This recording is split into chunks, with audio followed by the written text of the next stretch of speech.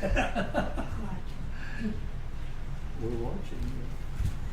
We're watching you. Yeah. That's not set up very well. Nobody's here. Oh, your head's cut off. We're here. I mean, nobody's in there. Nobody's in the Zoom. Nobody wants to be in this meeting. They're all bashful. All right. Yeah, we can see now. All righty. So we start each week with just a tiny moment of contemplation on this thought. I can see what I'm thinking if I care to look. I can see what I'm feeling in my emotions. I can sense my senses in the body and its urges and lusts and desires and distastes. But who am I that can see those things? What part of me is it that can step behind all the physical components and see what they're doing? And I call that the gateway to our awareness. That's where I can always just turn to in a second, say, wait a minute, what am I thinking? Oh yeah, here I am reacting. Oh, boy, am I hungry. But that step into awareness lets us go further if we develop a habit of that first step. So here it is. What is the part of me that can see those things? We'll just spend a short moment musing on that.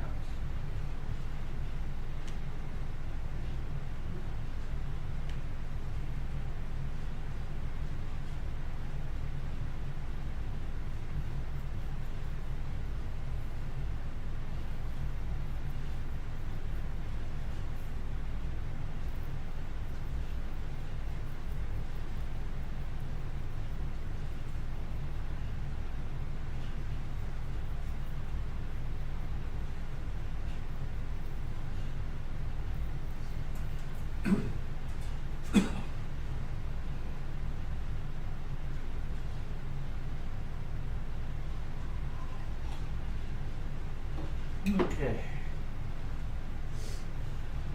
So I'll just take a moment to get our words on the same page, Liz, because we all pretty much know this stuff but have different perspectives and vocabularies. Mindfulness itself is very, very simple. And it's based on the fact we do have an inner state of awareness. And I think everybody uses it occasionally, even if they've never identified it. It's the insight you get in the shower, a thought that comes out of nowhere, a sudden intuitive understanding of something. All of that comes from awareness. And mindfulness is the purposeful development of using our awareness. So I'd say it's about becoming aware of our awareness. It's there. Oh, how can I get to it? How can I use it? And that reduces to a very simple model and practice. When I'm in that state of awareness, it has some very neat and somewhat peculiar characteristics. For one, it's always pretty calm. It's like, oh boy, look at what's happening now. I wonder how this is going to go. And the rest of me may be in a wild panic, but the state of awareness is like, okay, here we go. So it has a calm or a peace to it. It tends to see in beauty and fascination. Who are you? What's happening for you? What is happening? It's this wondering and curiosity that's not begging for an answer. It's a state of awareness. It tends to see in compassion. And tied to that is an innate desire of, I wish you well. And that, to me, becomes an important part of the basic mindfulness practice. It's a key I can use. And it has many other lovely attributes as we learn to see and experience from awareness alone. But the trick is getting back to it. And so the very simple practice is, I could be at peace, or I could be heading for peace. So number one is remembering. Number two is beginning to decide. And I say beginning to because with some activities in the mind, it might take months before I'm willing to let go of an old reaction and actually begin moving into peace with a topic or a person. So step two is, I want to be at peace. No, I don't. I want to be at peace. I like being angry. I want to be at peace. No, I need this anxiety. I want to be at peace. No, that's the way I am. And so the second step is a process of self-exposure, self-exploration. And you can't rush it, so don't even try. Be gentle, be kind to yourself and say, oh yeah, looky there. I could head for peace, but I see I'd rather do this. But that little statement now flips everything. I see where I'm making my choice. And so today's topic is called the one choice. And that's it. Oh, no, there's my anxiety again today. Okay. And I deal with that, so I'm using it as an example. Or my anger at the world for being so mean and stupid. Yep, there it is. Okay, yep. And I'm just going to sit here and be angry again today. Oh. But bringing awareness into me, as I have known myself, begins a transformation. So step two is the biggest and most important. So if I can remember and see honestly where I'm at. No, I don't want to be at peace right now. I want to bow. Okay, that's what I'm going to do. Let's see how this goes. Now I'm bringing awareness into it. Step three is finally, as they say in AA, when I get sick and tired of being sick and tired, I finally say, enough. Help me get to peace. And that also combines with step four, and that is to help me. I'm asking something outside of my reactive brain to help me get out of it and to become sane again. So that's it. That is mindfulness itself. Now, over the millennium, there's been thousands of applications of it. The Tao uses it in one manner. Buddhism uses it in its manner. Jesus taught, love everybody, love your enemy. How the heck do you love your enemy? Oh, I'd rather be at peace. I'd rather be in love, in a state of compassion. No, I won't. Yes. And so, if I can identify that one key activity, that one choice point, that one thing to remember, then my awareness begins to expand. My awareness can transform my brain, my emotions, and even my body, breaking old body patterns of tension, defense, stored energy, of all kinds of programs. It is very powerful. And since I use mindfulness in a Christian context, in a monastery, I do apply it in its terms. I believe that that inner state of awareness connects us to be still and know I am God. Be still. Listen for the voice of the Holy Spirit. Be still. Invite the Holy Spirit to transform me. So to me, it all dovetails together. And it all always just comes back to remembering I have a choice. No matter how crazy the situation is, or how crazy my brain or emotions or body are being, I have a choice. Do I want to take time to work with it? And so there's been 1,000 other practices evolved, which are all to bring me back to that. Okay, let me go take a walk in the woods and feel every footstep. That's a way of choosing peace when I'm feeling whatever. Stop and feel every breath in and every breath out from yoga. That's another way to make that choice. Oh, I do want to be more peaceful. But I'll just offer, I can't state it as a fact, but you know, they've been saying it for a few thousand years, so I'll offer that when I choose to remember I can go to peace and I leave my mind open and even ask for help, something begins to work on my behalf. And once I have experiences of that, mindfulness is all about my own experience. Even these words I'm saying here now are pretty much worthless. But one day I say, well, what did he say about that silly stuff? I can choose to be peaceful? Wow. And something in me makes a choice. It's like, whoa, well, thank you. And suddenly I realize the power of my awareness. I realize there is something greater than my brain and emotions and body in me that begins helping me transform if I want it. And from then on, it becomes, to me, an amazing adventure for the rest of our life. And at age 70, it's still just as in need of transformation, just as active as it's ever been. The gain is in, I now know that that presence is there, and it is helping me no matter how much of a jerk I'm being today. It's like, all right, give me a right. I can rest in that. I can now rest in that pretty much all the time. But there's no magic awakening that I have ever seen. No sudden, oh, I've arrived. I'll be at peace for the rest of my life.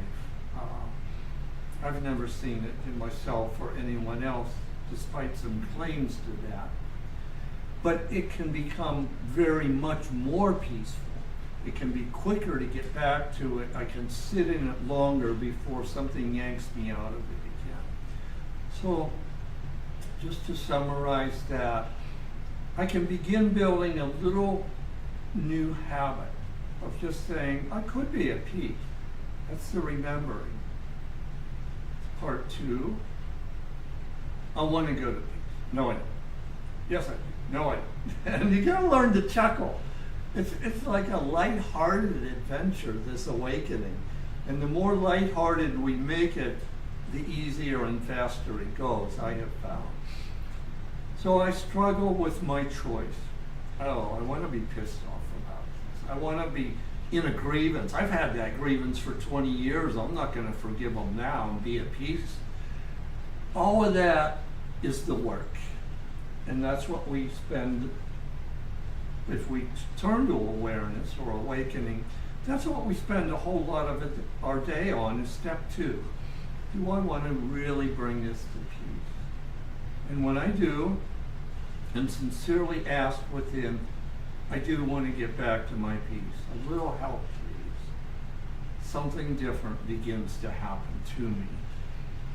And it's only by deciding, for whatever reason, we each decide, I want to explore that route.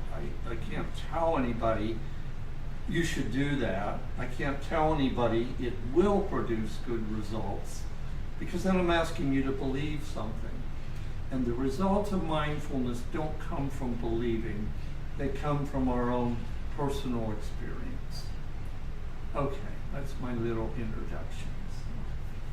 Any thoughts or questions so far? Ideas you'd like to share?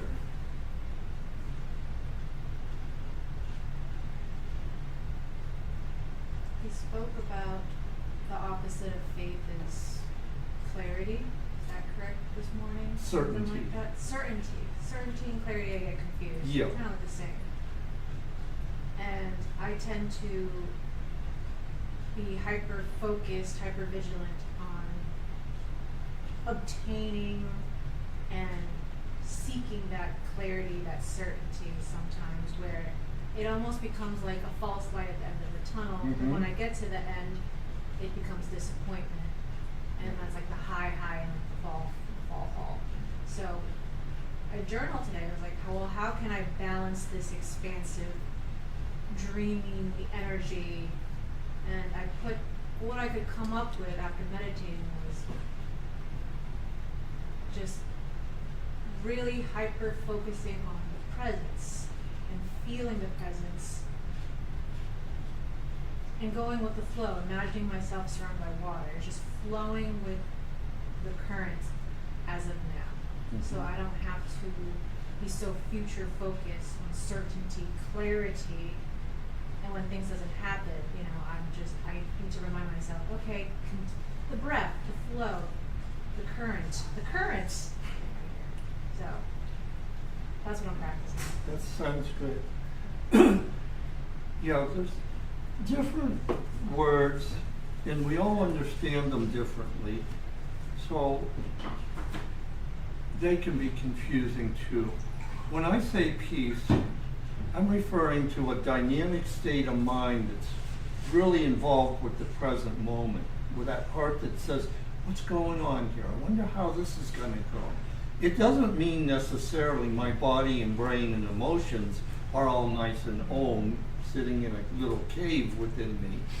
It means I am actively present, willing to go through this experience and see where it goes. So that's what I mean by peace.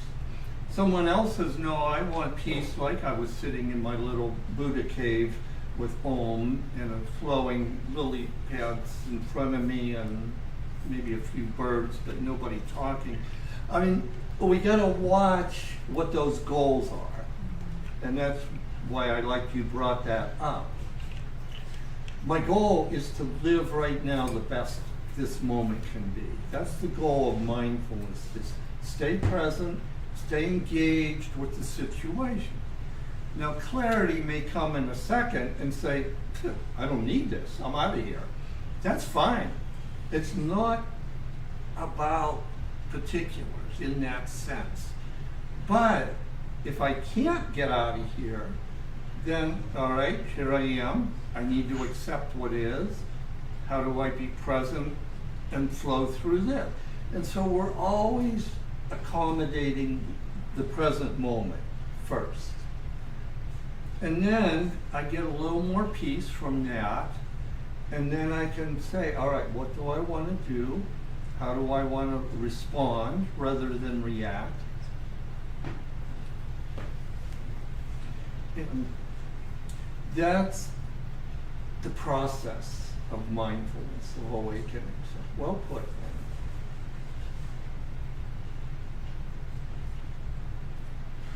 I read a quote also. The practice of peace is not you running away to a cave and the Om stuff. It's actually in the midst of chaos that you become stronger, better, more mindful. Because that's when the best time for you to practice that. Yeah. Is that chaos and drama and all the shit going all around you.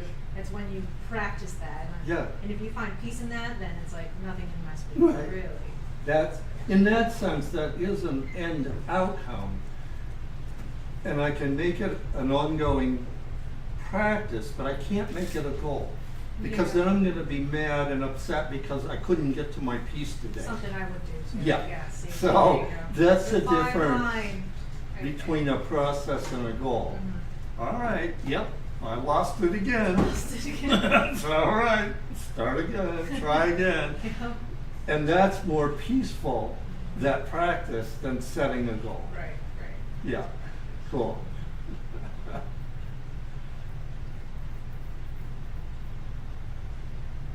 Yeah. Yeah, obviously, it's a very personal thing. I mean, for those of us that just kind of choose this, I don't know why. Others are not the least bit interested.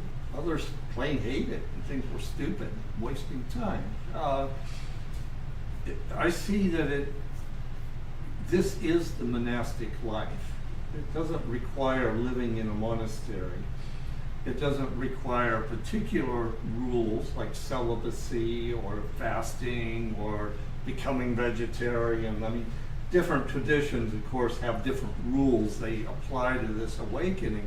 I don't see that any particular rule is really necessary, but adopting this process 24/7, minute by minute, is really the core of what I'm seeing monastic living is about. Can I stay oriented to the love of Christ with all my brothers all the time? Or at least begin getting back to it real quick, you know? So I think all we can do is just continue our own adventure, do our best to deepen it because we want to. And I'll just kind of end it with this thought. I had a realization now, say 30 years ago, because I started out, I wanted to know peace. Like, this world's nuts and crazy. I want some peace, and I'm busy building peace for me. And the realization came, I can never have peace until I make my world peaceful too. And it's like, whoa, then I'll never have peace because this world looks like shit. No, it's when I'm willing 24/7 to be extending my desire for peace to everyone in my life and to the world at large all the time. Now, when peace comes in, because I'm extending it, it's flowing out, and there's now a flow of peace, or we could call it love, likewise. I can sit and feel presence and feel that big love, and then it goes away. Why? Because I got engaged with thinking about the world. So I'm going to think about Netanyahu and send him this love I'm feeling. Now, that's an ugly thought, but I can feel my love and keep feeling it extending, and the love persists instead of coming in a little bliss capsule and then disappearing. So when I make it, quote, my job or part of my practice, whatever peace and love I get, I'm going to immediately give it to the world. Because it's in giving it away that it grows and strengthens in me.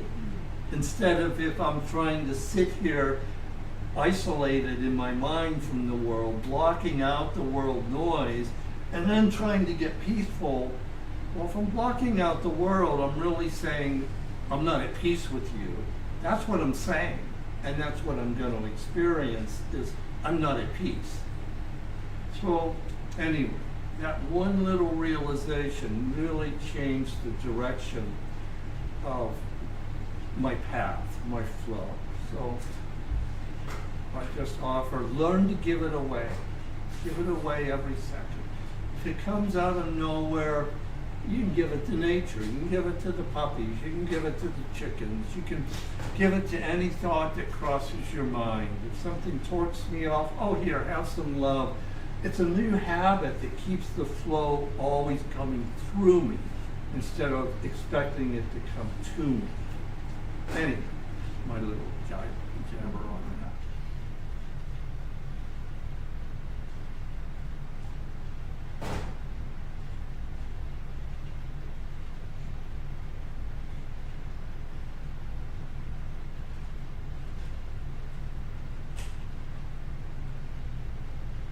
I'd just like to share my own take on clarity and certainty. For me, at any rate, clarity is being clear in the present as much as I can that what I'm experiencing is as close to reality as I'm able to experience. That to me is clarity. Certainty is like the opposite. It's having a belief and being absolutely sure that I'm right. And so I'm trying not to be certain about anything, but to be clear about everything. That's just my take on Mhm. Oh, that makes sense, yeah. Yeah. Thanks. And again, it's the words, so thank you. it. Yeah. Because it's- you found the right use of words for you, Right, you know? And that's the thing. exactly. We're getting clear Yeah. on our own model that we build in this. Yeah. So, yeah.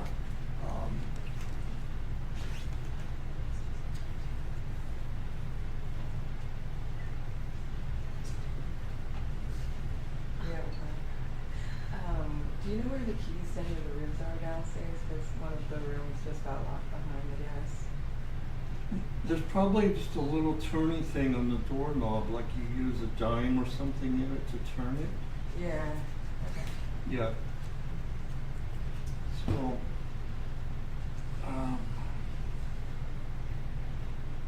we'll be giving very personal understandings on the way, I have seen. Like dealing with a certain situation with a person, and it's all at once I get an insight of maybe, well, what's going on for them or what needs to happen. But I've also learned it's part of my guidance through the mess. It's not actually exactly what's going on. And tomorrow I may have a completely different understanding of it, the same situation. And becoming willing to just at any given moment say, a little help, okay, that's what I'm seeing, here's how I want to respond. And I go with that understanding, that I don't lock it down. And I've ended up dumping all my models of the cosmos and theology because of that. They're fun, they were useful for a while, but I really don't know. And if I need a model for a moment to talk with somebody or to handle something, one will come to my mind, but they're not mine anymore. They're just like these temporary ideas that float through, and it works for 5 minutes. And it's so freeing. I don't have to remember what I believe or make it fit with something else or someone else. No. It's kind of fun letting that certainty be momentary, you know, for just a moment, I'm sure. Yeah, so I'm going to say this. But actually, I'm not totally sure it's right, but it's what I'm going to say.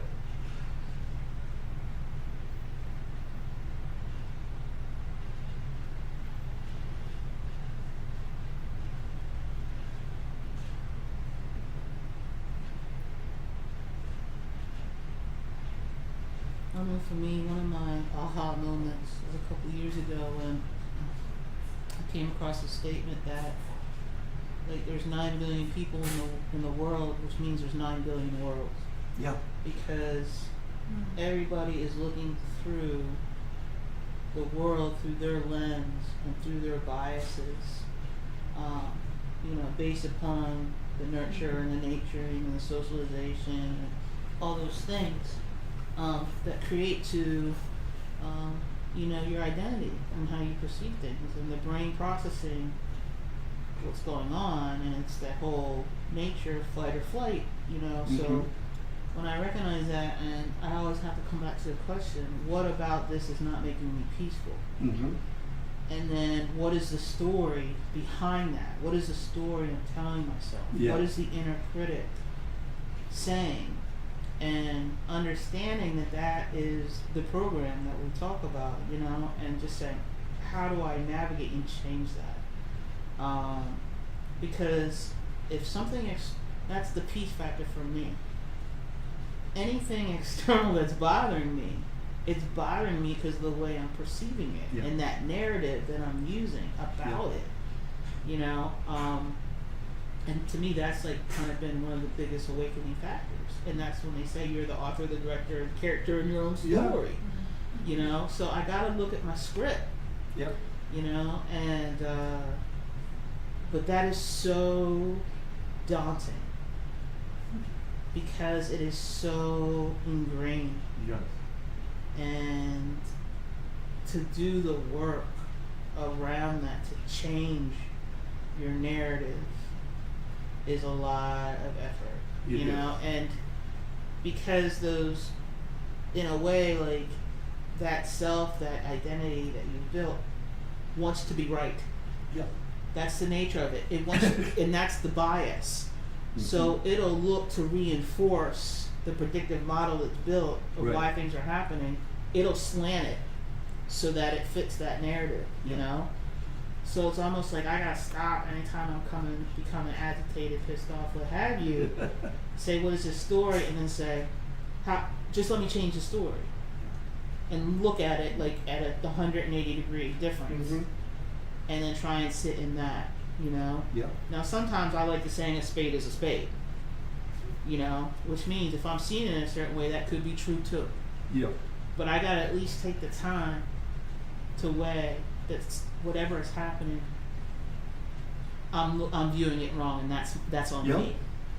You know, but like that inner voice that like then when you try and do that work, that inner voice that's constantly telling you no because Yeah. it wants to be right.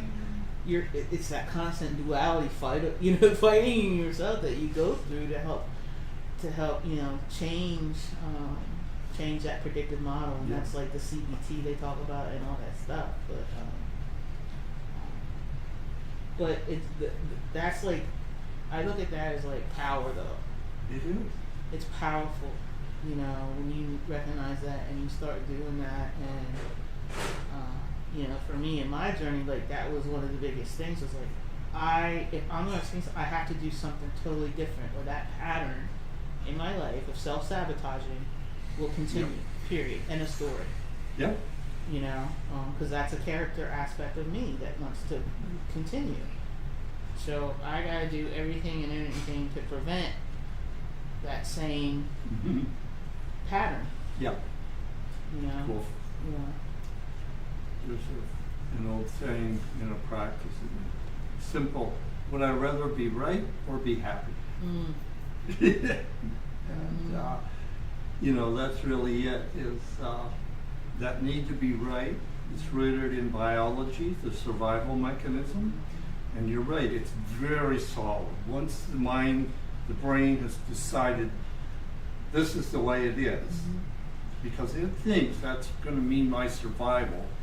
It's a lot of work to change it. They can slowly be changed, and more what I find is I just see it operating now. It wants to be right. I'm not going to change all of that today, but I can more easily step out of it and say, yeah, I know, it's okay, buddy, but we're going to do this instead, or I'm going to feel this instead of trying to get rid of it all at once, because it is big, it is deep, and I'm not sure some of it will ever be purged. Well, But I think, I can- and that goes back to the clarity too versus certainty. Because clarity is kind of understanding that I really don't know what's right. Like, because that's the saying: when you know you don't know. Yeah. You know, I mean, because we're thinking, I mean, how much science has evolved and stuff. What we thought was right 20 years ago, Right. it's changed. So, and in the grand scheme, no one really knows. No one really knows why we're here. And when I sit back and say that, so why am I using Yeah. a statement of certainty? Right. But that gets back into enjoying the wonder of it, Yeah. There you go. enjoying the experience of it, you know, and just saying, you know, there's a chance I may be wrong, but I'm gonna go with the intuition that's peaceful Cool. and not harm others and walk in, you know, a better Yeah. state of mind type of thing. Not in a I'm right and this is the way it's gotta be. That's it. And now you're back to the monastic life. Mm. That's what that means. I'm going to make that choice. And yeah, and it's so much good feeling. It's so much better feeling to say, all right, this is crazy, batshit crazy, but here we go. I'll just decide to be happy and walk along with it, say what I got to say. And to give ourselves permission to do that. I mean, much of the world, or our old mind, as I might call it, when I identified with the world out there, thinks that's wrong even. To just be able to say, it's okay, now let me walk through this. We're allowed to do that. I'm giving myself and anybody that'll listen permission. It's okay to take that path and just say, all right, let's see how and where this goes, but I can be happy fundamentally while it's going on. From my understanding, there is a percentage of the population that doesn't have the capacity Yep. to have mindfulness. Yes. And I think that's the pushback. Like they can't even fathom. Like what Right. are you even weighing? Like what are you doing? Yeah. Like you know what I mean? Like they've never heard an inner voice. Yeah. And The that's question- part our piece, to be able to be at peace with them and Mhm. bless them. You know, like there's models that some come here just to enjoy the physical adventure. You know, and they just want to come and maybe raise a family or spend it exploring the world or whatever.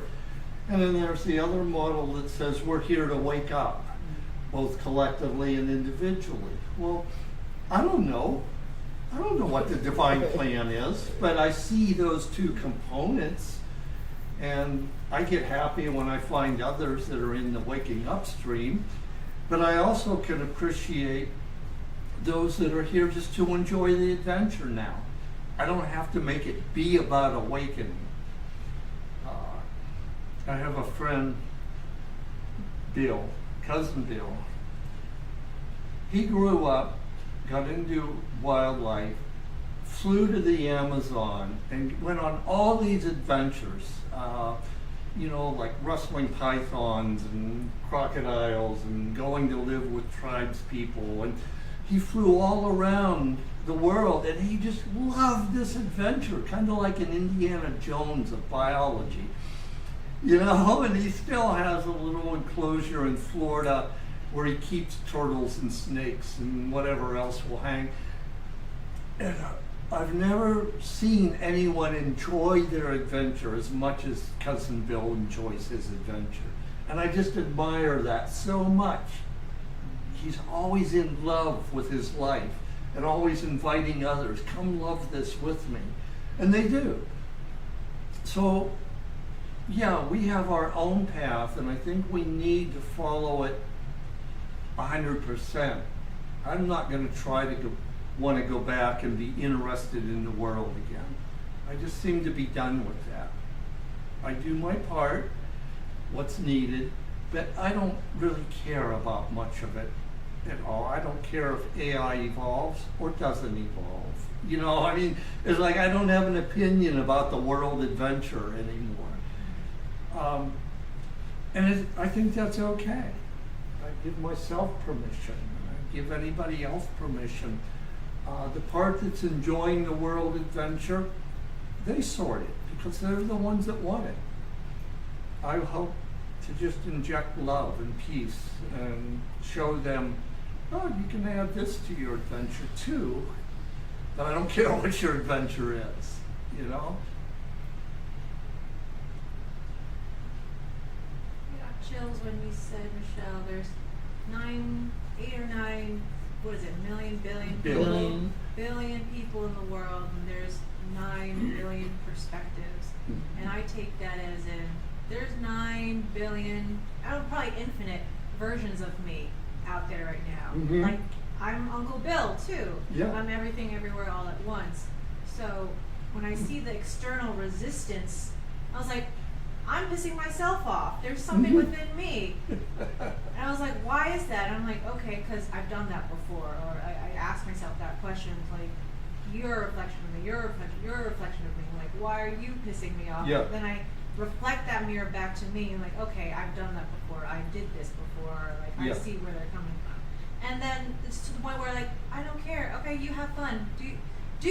Kind of like, you just don't care. Yeah. You're like, good for you. Good for you for playing that part, that character. Yeah. Who cares? But yeah. It's that Yeah. realization.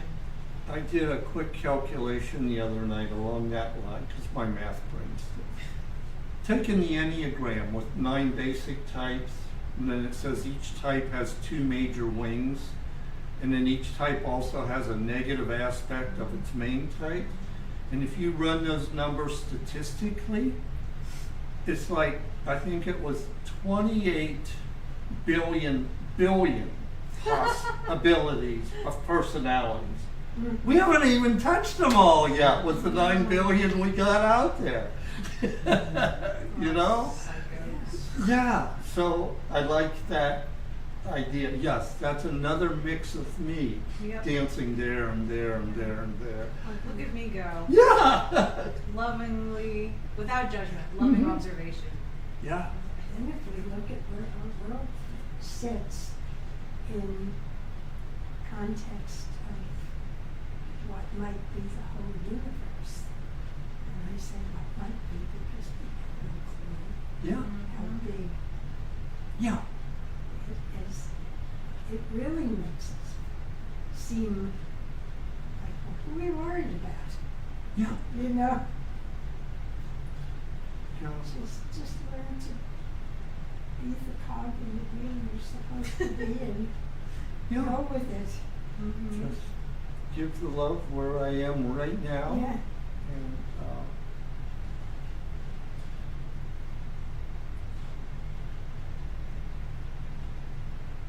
yeah. Amazing adventure. We're just a dog hair particle on a carpet. The Dr. Seuss, the Who's. Yeah, yeah. Did you ever read that book? Yeah. Horton Hears a Who. Horton, you're the who. Yeah. I wrote a poem once that the earth, the whole earth was like the speck of dust in God's belly button. Yeah. True. I did not get positive feedback for that. I didn't. Positive here. I just, okay, you don't get the humor. That should be the next sign. It just keeps us humble and like not Mhm. so certain is the word we try to like kind of steer off. It's a new wood shop. You're just Okay. a speck of dust in God's belly button. You read that every day and you're like, right. Yeah. Right. Yeah.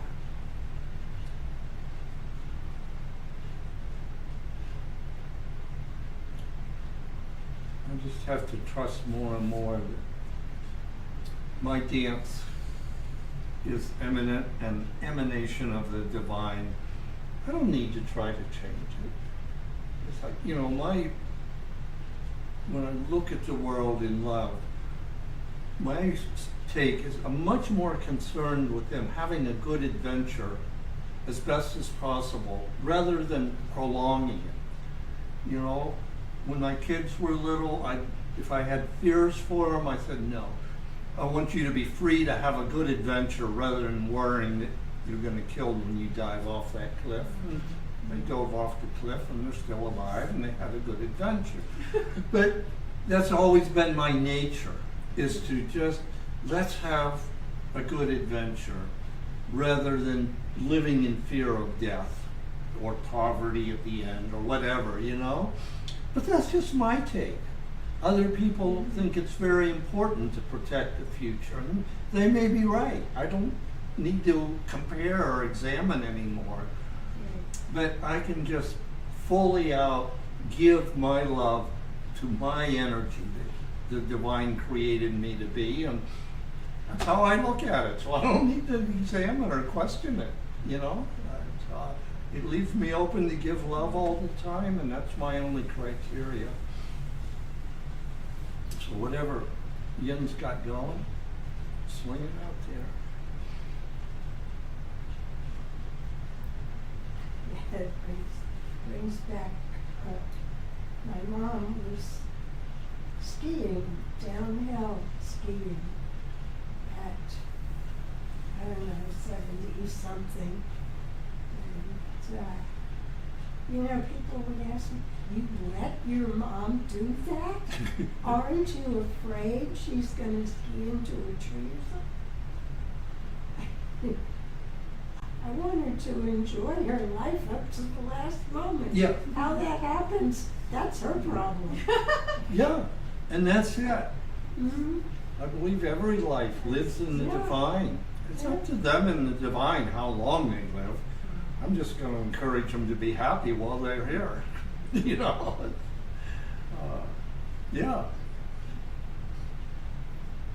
Yep.